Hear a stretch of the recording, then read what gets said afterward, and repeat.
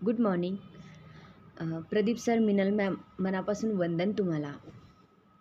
अ, बरंच काहीतरी बोलायचं आहे, बरंच काहीतरी व्यक्त व्हायचं आहे.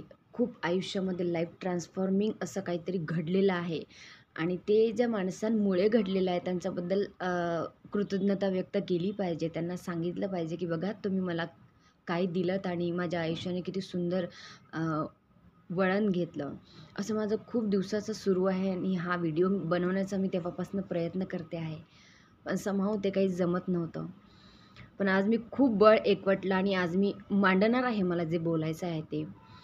तत्पूर्वी लिहून व्यक्त होणं माझ्यासाठी जास्त सोपं आहे बोलून व्यक्त होण्यापेक्षा. कारण ते जरा बरं जमतं असं मला वाटतं. तितकंच बरं बोलता येईल का? माहीत नाही. पण बोलण्याचा घाट मी आज घातलेला आहे आणि मी बोलणार आहे आज. त्यामुळे 6 महिन्यापूर्वीची मी आणि आत्ता एंजल वर्कशॉप नंतरची मी, काय नेमका बदल झाला आहे मी माझ्या पद्धतीत मांडण्याचा प्रयत्न करते. तुम्ही तुमच्या पद्धतीत समजून घेण्याचा प्रयत्न करावा, विनंती. सो माझं नाव आहे रोशनी लक्ष्मी सुंदरलाल फुलझले. यवतमाळला असते मी. तसं माझं शिक्षण सुरू आहे. Master of art Marathi literature आणि जर्नलिझमची स्टुडंट आहे मी. त्यासोबत स्पर्धा परीक्षा करते. त्यासोबत गेल्या 1.5 वर्षापासनं एका खूप नामवंत कंपनीमध्ये नेटवर्क मार्केटिंगचं काम करते. एकंदर ही माझी ओळख आहे. तर अचानक भयानक एका रात्रीत अत्यंतिक काहीतरी दुर्दैवी घडावं आणि आपण तिथे कोसळून पडावं आणि कळूच नये की इतकं वाईट काय केलं आपण, ही कुठल्या जन्माची पापं आहेत जी आपल्याला इतकी छळतायत आणि वर्षानुवर्षे त्याच्यामधनं बाहेरच पडता येऊ नये. अशाच घटना माझ्या आयुष्यात अगदी बालवयापासनं घडत आलेल्या आहे. एव्हाना मला ते कळून चुकलं तुमच्यामुळे की आमच्याच गाभ्याशी आम्ही सॉरी अत्याचार सहन करण्याची शक्ती कॅरी करत होतो. त्यामुळे ह्या गोष्टी घडल्या असाव्यात. पण त्यातल्या 2 घटना अशा आहेत ज्या लहानपणापासनं आत्तापर्यंत मला पोखरत आल्या आहेत.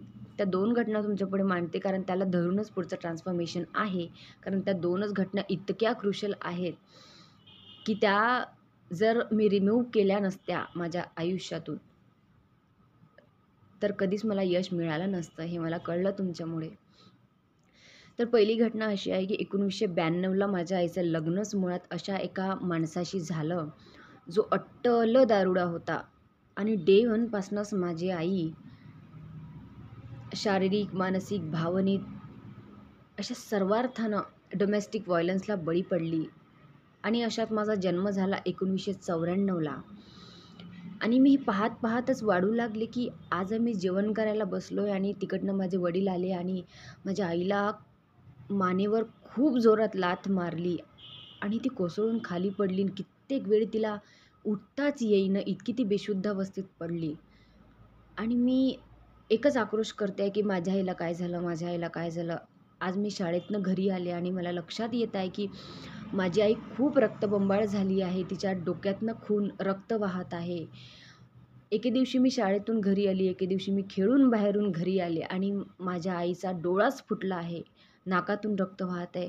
एकही पार्ट तिचा शिल्लक नाही जिथे जखमा झाल्या नसतील. असं रोज घडत होतं, रोज घडत होतं. आणि माझ्या मनातनं एकच अर्थ हाक बाहेर निघत होती की हा माणूस मरत का नाही? किंवा हा माणूस आमच्या आयुष्यातून निघून का जात नाही? आणि देवाने माझी हाक ऐकली. माझ्या आईने डिसिजन घेतला की ही काही राक्षसी प्रवृत्ती सुधारण्याची वाट पाहू नये. कारण ही काही व्यक्ती सुधारणारच नाही कधी. आणि तिने माहेर गाठण्याचा डिसिजन घेतला आणि आम्ही तिच्या माहेरी आलो म्हणजे माझ्या आजोळी. आणि सुखाचे दिवस सुरू झाले आणि मी खूप आनंदात खेळू बागडू लागले की अरे वाह! वाह! मस्त छान आनंदाचे दिवस आले आणि खूप सुखाचं आयुष्य आता वाट्याला आलं. म्हणता ते फक्त 2 वर्ष सुखाचे गेले. मी 3रीत होते तेव्हा तिकडनं इकडे आलो होतो आम्ही. 4थी आणि 5वी आणि 6वीत गेले त्यावेळेस असं काहीतरी झालं की आता यांना आयुष्यभर आम्ही पोसायचं का? म्हणून माहेरच्या सगळ्या माणसांनी माझ्या आईचं दुसरं लग्न लावून देण्याचा घाट घातला. याची भनक आम्हाला लागली आणि तिथे परत सुरू झालं की नका असं काही करू. माझी आई विनवण्या करू लागली की मला फक्त थोडे दिवस सहारा द्या, थोडे दिवस तुमच्या घरात जागा द्या, मी माझ्या पोरीला घेऊन निघून जाईल इथून काहीतरी करून. पण माणसं ऐकली नाहीत. लग्नासाठी माणूस असा निवडला, ज्याची पहिली बायको पळून गेली, दुसरी बायको त्याला सोडून गेली, तिसरी बायको कॅन्सरने मेली आणि चौथी बायको एड्सने मेली, पाचवी बायको माझी आई होती. मी एकच आकांत करू लागले की इतकं म्हणजे ताटातूट नका करू, मी नाही राहू शकणार माझ्या आईशिवाय. पण माणसं ऐकली नाहीत. माझ्या आईचं लग्न लावलं आणि मला हॉस्टेलमध्ये घातलं आणि मी अख्खं हॉस्टेल डोक्यावर घ्यायची, इतका आक्रोश मी करायचे. माझ्या आईचे लग्न होऊन महिनाही झाला नाही. 15 दिवसाच्या आतच माझी आजी मला हॉस्टेलला भेटायला आली आणि मी एकच हट्ट धरला की मला फक्त एकदा माझ्या आईजवळ ने, एकदाच माझ्या आईला भेटायला घेऊन चल. ह्याच्यापुढे मी असा हट्टच धरणार नाही. कारण तेव्हा माझं ऑलरेडी ठरलं होतं की तिच्याजवळ जाऊन एकतर मी तिला म्हणेल की मला तुझ्याजवळ ठेव किंवा मला इथेच मारून टाक, कारण मी तशी तिथे मरतेच आहे ना. पण तिथे गेल्यानंतर माझा विचार बदलला, कारण जे काही मी तिथे बघितलं, माझ्या आईला फक्त माहेरची माणसं घेणार नाहीत, तिला राहायला कुठेच जागा नाही, म्हणून माझी आई तिथे राहत होती. इतकी विचित्र अवस्थेत तिथे पडलेली. आणि माझा विचार बदलला की हिच्याही जवळ राहायचं नाही आणि इथे हिलाही ठेवायचं नाही. भरल्या डोळ्यांनी तिचा निरोप घेतला. माझ्या आजीने मला परत हॉस्टेलमध्ये सोडलं आणि ती तिच्या घरी गेली. आणि देवाची योजना बघा हां. हॉस्टेलमध्ये पाऊल ठेवलं आणि एकच गोंधळ उडालेला. 350 मुली हॉस्टेलमध्ये आहेत आणि सगळ्यांना भूक लागली असं म्हणून त्या ओरडतायत. आणि जेव्हा कळलं, जाणून घेतलं, तेव्हा लक्षात आलं की हॉस्टेलमध्ये स्वयंपाक करणारी बाईच सोडून गेली अचानक. आणि म्हणून एवढा गोंधळ उडाला आहे. आणि माझ्या डोक्यात वीज चमकली की ही जागा आहे ना, ही माझ्या आईसाठीच खाली झाली असावी. आणि कधीच कुणाशीही न बोलणारी मी, फक्त रडून आक्रोश करणारी मी, थेट त्या साहेबांच्या ऑफिसमध्ये आणि त्यांना म्हटलं की तुमच्या हॉस्टेलमध्ये बाई पाहिजे ना स्वयंपाकाला, माझी आई आहे आणि खूप छान स्वयंपाक करते, तुम्ही ठेवाल का तिला? तुम्ही पेमेंट द्या नको द्या काहीच करू नका, फक्त तिला ठेवून घ्या. आणि अनायासे त्यांनाही गरज होती. त्यांनी माझ्या आईला बोलवून घेतलं आणि माझा आनंदाला पारावर राहिला नाही. आणि अशा प्रकारे तो संघर्ष संपला आणि माहेरी जायची सुद्धा गरज पडली नाही, कारण तिथेच राहायची, प्यायची, खायची, झोपायची सगळी सोय झाली. माझी आई पण हॉस्टेलमध्ये आणि मीही त्याच हॉस्टेलमध्ये. खूप एक सुखाचा प्रवास सुरू झाला. पण खेळण्या बागडण्याच्या त्या दिवसामध्ये जे काही घडलं होतं, त्याच्याने मला एक प्रश्न पडला की मग स्त्रीचं खरं घर कोणतं? म्हणजे हक्काचं तिचं असं म्हणावं, असं तिचं खरं आणि हक्काचं असं घर कोणतं? कारण सासरच्या माणसांना कितीही जीव लावला तरी ती तिला आपलीशी करत नाहीत. आणि सासरी असं काहीतरी झाल्यावर ती जर माहेरी परतत असेल, तर माहेरची माणसं तिला आपलीशी करत नाहीत किंवा तिला आपलीशी वाटून घेत नाहीत. तर मग स्त्रीने जायचं कुठे? स्त्रीचं खरं घर कोणतं? सासर की माहेर की यापैकी कोणतंच नाही. आणि त्याचं उत्तर मला आजतागायत एकच मिळालं की यापैकी कोणतंच नाही. आणि तिथून एका छोट्याशा स्वप्नाचा उदय झाला की बनाऊंगी एक घर ऐसा जो न मेरा मायका हो न ससुराल हो.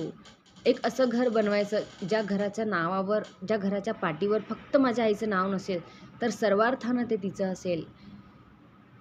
पण या माणसांच्या बाबतीत, या माणसाने जे काही केलं, त्या माणसांच्या बाबतीत माझ्या मनात तिरस्काराची एक अशी अढी बसली ना. आणि त्या तिरस्काराने इतकी प्रचंड, म्हणजे टोक इतकं वरचं गाठलं की मिनल मॅम म्हणतात तसं, एक खून माफ असताना, एक खून माफ असता तर एका चाकूच्या टोकावर या सगळ्यांना रक्ताच्या थारोळ्यात पाडलं असतं. इतका तो तिरस्कार यायला गेला, कारण ते वागलेच तसं होते, ते घडलंच तसं होतं. आणि तो प्रवास तिथून सुरू झाला. मी वाढू लागले, हळूहळू मोठी होऊ लागले. ग्रॅज्युएशन झालं आणि लक्षात आलं की आपण स्पर्धा परीक्षा करावी, अधिकारी बनावं आणि आपलं घर बनवावं, खूप मोठं व्हावं आणि आपल्या आईची काळजी घ्यावी. करत 5 वर्ष MPSC क्षेत्रामध्ये घालवले. मला कळलं की हे क्षेत्रच आपल्यासाठी नाही आहे. आपली ब्युटी ही आपल्या जिभेवर आहे, त्याला धरून काहीतरी करता येईल का? कारण 4 ते 5 वर्ष झाले मी प्रिलिमपर्यंत पण नाही पोचत आहे. मग जिभेला धरून काहीतरी करता येईल का? असं म्हणता एका खूप सुंदर अशा एंजलच आहेत त्या माझ्यासाठी, एकता जयस्वाल नाव आहे त्यांचं. त्यांनी एक खूप सुंदर कंपनी माझ्या आयुष्यात आणली आणि तो प्रवास तिथे सुरू झाला. हळूहळू ग्रो व्हायला लागली. 4 ते 5 महिन्यात 2-2.25 लाखापर्यंतचा बिझनेस दिला. डायरेक्टरची रँक अचीव केली आणि म्हणजे म्हणजे जगण्यासाठी पुरेल एवढा पैसा म्हणजे माझा चेक यायला लागला आणि माझा आनंद हळूहळू मोठा होऊ लागला. अरे वाह! वाह! आता तर म्हणजे माझा ॲटिट्यूड बघा हां. गाभ्याची भावना तिरस्काराचीच. आता बघा मी कसं घर घेणार, मला ह्यांच्या दारात जायचं नाही किंवा यांना माझ्या दारात उभं करायचं नाही आहे. असं म्हणून ते स्वप्न वाढू लागलं. पण पुन्हा तेच सर म्हणतात तसं. तुम्ही तुमच्या गाभ्याची काय एनर्जी कॅरी करता त्याच्यावरनं ठरतं तुम्हाला यश किती मिळणार आहे आणि मिळालेलं यश तुम्ही किती टिकवू शकणार आहात. आणि झालंही तसंच. तो बिझनेस फक्त 5 महिने चालला आणि त्यानंतर ती गाडी अशी काही ठप्प बसली, की त्याच्यानंतर ते समोरच जाईना. आणि मग भटकता, भटकता एक दिवस YouTubeवर जो मागच्या वर्षी जुलै महिन्यामध्ये गुरुपौर्णिमेच्या दिवशी सप्तचक्र शुद्धिक्रिया हा वर्कशॉप तुम्ही लॉन्च केलेला होता. त्या वर्कशॉपची एक लिंक माझ्याकडे आली. तो व्हिडिओ मला दिसला आणि मी तो बघितला आणि माझे डोळे असे खडकन उघडले. मला फार काही कळलं असं नव्हतं. पण त्याच्यामधल्या 2 गोष्टी मला कळल्या होत्या, की जे काही चक्राबद्दल सांगितलं गेलं होतं, त्याच्यामध्ये टॅपिंगबद्दलही तुम्ही बोललाच होतात. पण दुसऱ्या व्हिडिओमध्ये जे मॅडमनी स्पष्टपणे असं सांगितलं होतं, की जे चक्र असतात, ती चक्र पूर्ण ब्लॉक्ड होती माझी, हे मला कळलं. आणि दुसरी गोष्ट, माझ्या गाभ्याशी असलेली जी तिरस्काराची एनर्जी आहे किंवा जो तिरस्कार मी कॅरी करते आहे, ती एनर्जी किंवा ती भावना मला कधीच यशस्वी होऊ देणार नाही. आणि चॅनल सबस्क्राईब केलं आणि मी इतकी वेड्यासारखी सगळी व्हिडिओ बघितली ना बऱ्यापैकी. त्याच्यामध्ये ऋणानुबंध असू देत, टू मेथड्स असू देत, मग ते टॅपिंग मला भेटलं. अशी खूप व्हिडिओ मी बघितली आणि मला समजलं की ह्याच्यामध्येच ते उत्तर पण आहे. आणि जेव्हा मला टॅपिंग समजलं, तेव्हा पैशाचा फ्लो व्यवस्थित होऊ दे रे बाबा, पेक्षाही या तिरस्काराच्या आगीतून मला बाहेर पडू देत हे खूप गरजेचं वाटलं. आणि ती पूर्ण स्ट्रक्चर मी ते लिहून घेतलं. ते स्टेटमेंट मी लिहून घेतले आणि गेल्या 4 महिन्यापासून मी एकाच गोष्टीवर टॅपिंग करत आले, की मला ह्याच्यामधनं बाहेर पडायचं आहे. मला ह्याच्यामधनं बाहेर पडायचं आहे. कारण यांना चाकूनीच भोगसावं, यांचा खूनच करावं, यांना हकलवूनच लावावं, असंच मला कायम वाटायचं. आणि मी त्याच्यामध्ये इतकी पेचत गेले, की लिटरली खूप मोठे-मोठे आजारही झाले आणि त्याच्यामधनं अक्षरशः ऑपरेशन्स करून बाहेर पडावं लागलं. इतकं मी म्हणजे तुम्ही लक्षात घेऊ शकता, की काय होत असेल माझं. 1 महिना, 2 महिना मला काही वाटलं नाही. पण त्या टॅपिंगचा एवढा असर माझ्यावर झाला. मला हळू छान वाटायला लागलं, मोकळं वाटायला लागलं. आणि 4 महिन्यानंतर त्या टॅपिंगचं जे काही फळ होतं, ते इतकं सुंदर मला मिळालं. ते फळ असं होतं, की मला एंजल वर्कशॉपमध्ये एंट्री मिळाली. हे फळ इतकं सुंदर आहे असं मी का म्हणते, कारण डिक्लेरेशन आधीच आहे. आपण ठरवलं म्हणून आपण युनिव्हर्सशी कम्युनिकेट नाही करू शकत. आपण ठरवलं म्हणून आपण एंजल नाही करू शकत. ते आपल्याला निवडतात आणि त्यांनी जर आपल्याला निवडलं, तर डझंट मॅटर तुमच्याकडे एकही रुपया नाही आहे. तेच आपली बरोबर सोय लावतात आणि असाच अनुभव कित्येकांनी एंजल वर्कशॉपमध्ये घेतला. आणि मग त्या एंजल वर्कशॉपमध्ये जागा मिळाली. वर्कशॉप सुरू झाला आणि जसं-जसं इन्व्होकेशन होत होतं, मला लक्षात आलं की माझ्या आतमध्ये ही जी काही घृणेची भावना आहे, द्वेषाची भावना आहे, ती अशी गळून पडायला लागली. कारण जे काही इन्व्होकेशन त्याच्यामध्ये होत होतं, त्या इन्व्होकेशनच्या प्रोसेसमध्ये मी ढसाढसा रडायचे. मला ते तेव्हा नाही कळायचं, पण जेव्हा ते इन्व्होकेशन संपायचं, तेव्हा मला लक्षात यायचं की मी खूप रडते आहे. आणि त्या अश्रूंसोबत जे काही आतमध्ये निगेटिव्हिटी होती, ती सगळी वाहून जाते आहे. आणि एंजल वर्कशॉप नंतर माझं असं झालं, की मला इतकं मोकळं वाटायला लागलं, मला इतकं हलकं वाटायला लागलं. मी हे शब्दात नाही सांगू शकत, की मला किती हलकं वाटत होतं, किती छान वाटत होतं.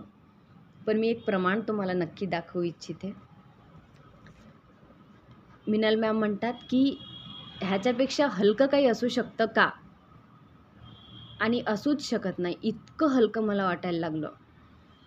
आणि हे मला मिळालं एंजल वर्कशॉप जेव्हा सुरू होता तेव्हा. आता हे काय आहे? याचा अर्थ काय? हे कोणाला मिळतं? हे साठवावेत की साठवू नयेत? की एखादं लकी फेदर म्हणून साठवायला काही हरकत नाही. हा सगळा डिटेल वर्कशॉपचा भाग आहे. ते सर आणि मॅम व्यवस्थित समजून सांगतात. पण इतकं मोकळं आणि इतकं हलकं वाटायला लागलं, की लिटरली ही 30 वर्ष आयुष्याची पुसली गेलीत. मला आठवतच नाही, की असं काहीतरी घडून गेलं. इतकं मला छान वाटतं, आनंद वाटतं. खूप कृतज्ञता आहे. एक कवयित्री आहेत, एका त्यांच्या कवितेमध्ये शृंगाराचा दुसरा एक अन्वयार्थ लावतात. ते मला अचानक आठवलं आणि इथे मला ते रिलेटेबल वाटतं म्हणून तो मुद्दा मी सांगते आहे. एरवी आपल्याला एवढंच माहिती असतं, की शृंगार म्हणजे रतिभाव, स्त्री-पुरुषांमधला नाही का? तर त्या शृंगाराचा एक दुसरा अन्वयार्थ असा लावतात, की शृंग म्हणजे कळस आणि कळस कुठे असतो? उंच असतो, वरती असतो. तर त्या असं म्हणतात, की आपण जगत असलेली प्रत्येक भावना जेव्हा त्या कळसाला पोहोचते ना, तेव्हा ती त्या ठिकाणी शृंगार ठरते. आत्तापर्यंत म्हणजे जन्मापासनं वय वर्ष 30 होईस्तोवर त्या कळसाला मी दुःख, वेदना, विलग होण्याची वृत्ती, द्वेष, राग, घृणा, तिरस्कार ह्याच भावना अनुभवल्या होत्या. आनंद काय मला माहीतच नव्हता. एंजल वर्कशॉपनंतर असं झालं, की त्या परमोच्च बिंदूला बोलतानाही कंठ दाटून येतोय. फक्त आनंद आहे, फक्त शांती आहे, फक्त समाधान आहे. माफ करण्याची वृत्ती आहे. नको ती सोडून देण्याची भावना आहे. इतकं अंतर्बाह्य मी बदलले आहे. खूप कृतज्ञता आहे. मला आता प्रश्न पडतो, की हे जर मला भेटलंच नसतं, तर मी किती वर्ष होरपळत गेले असते. खूप थँक यू.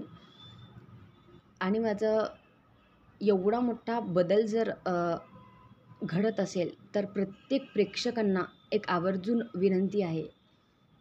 तुम्हाला जर छान जगायचं असेल ना, तर प्लीज तिथपर्यंत पोहोचा. सर्वसामान्य माणसाला कळेल पटेल अशा शब्दात त्यांनी सांगितलेलं आहे आणि ते पोहोचवतात. जिथे आपण आत्तापर्यंत असं अभावाने जगत असतो ना, मग ते पैशाचं म्हणा किंवा सर्वार्थानं पैशाच्या बाबतीतलं इतके चमत्कार घडायला लागलेत, की आत्तापर्यंत एक रुपयाला तरसणारे आपण म्हणजे 12-12 वर्ष लोकांनी पैसे अडकवून ठेवले होते. त्या वर्कशॉपच्या दरम्यान असं झालं ना, की ते पैसे त्यांनी आणून दिलेत. मागण्याची गरजच पडली नाही. मला कमाल काय वाटली माहीत आहे? या 12 वर्षात त्यांना एकदाही असं वाटू नये, की ह्या पोरीचे पैसे वापस केले पाहिजेत बा किंवा अर्थार्जनाचं साधन आधीही आयुष्यात होतंच की. पण मग संधी आत्ता का निर्माण व्हायला लागल्यात? जर्नलिझमला ॲडमिशन घेऊन फक्त 6 महिने झाले. यवतमाळच्या सिटी न्यूज चॅनलला एक आम्हाला अँकर पाहिजे असं प्रपोजल माझ्याकडे आलं आणि पहिल्याच ऑडिशनमध्ये सिलेक्टही व्हावं. हे असं का घडलं असावं मित्रांनो? कारण त्या इन्व्होकेशनच्या पिरियडमध्ये किंवा त्या प्रोसेसमध्ये ते एका विशिष्ट पद्धतीतून एका मेडिटेटिव्ह झोनमधून नेऊन ते आपल्याला ज्या पद्धतीत त्या फ्रिक्वेन्सीशी ट्यून करून देतात, जिथे आपण अभावाने जगत असतो. सगळे प्रॉब्लेम सुटतात, सगळेच प्रॉब्लेम सुटतात. प्लीज पोहोचा तिथपर्यंत. माझा तिथपर्यंत पोहोचण्याचा प्रवास थोडासा वेगळा होता, तुमचा वेगळा असू शकतो. मला असं वाटतं, की स्वतःला उजळवून घ्या, असं भगवान बुद्ध म्हणतात मी नाही. आणि हे मी वर्तमान काळी बोलते कारण ते अजून जिवंत आहेत. त्यांच्या विचारांनी आणि ह्या व्यक्तीच्या रूपाने. ह्या पुस्तकाचा एक डिटेल अभिप्राय मी लिहून ग्रुपवर पाठवून देईन, त्यामुळे याचं विषयांतर इथे टाळते. तर स्वतःला उजळवून घेण्याची जी काही क्षमता आहे, ती प्रत्येक वेळी आपल्या अंगी असतेच असं नाही किंवा असली जरी तरी असं काहीतरी विचित्र पद्धतीत घडतं आणि आपण असे श्रिंक होतो. आणि आपल्याला कळतच नाही की ह्याच्यामधनं बाहेर कसं पडायचं. तुम्हाला जर त्याच्यामधनं बाहेर पडायचं असेल आणि जर छान आयुष्य जगायचं असेल ना, तर प्लीज तिथंपर्यंत पोहोचा. मनी उपासना वर्कशॉप येतो, मला फार उत्सुकता लागून आहे. प्लीज तिथंपर्यंत पोहोचा. मग आता तुम्हाला प्रश्न पडला असेल की मग ती आग विझली का, ज्याच्यामध्ये तू इतकी वर्ष होरपळत होती तिरस्काराची? आग नाही विझली, ती तशीच आहे. डायमेन्शन बदललं. जिथे ती तिरस्काराची आग जळत होती, तिथे आता जागृतीचा अग्नी तेवत आहे. हे फक्त तुमच्यामुळे. लहानपणापासून मनाला झालेल्या साऱ्या जखमांची खूप सुंदर अशी कविता झाली आहे मित्रांनो.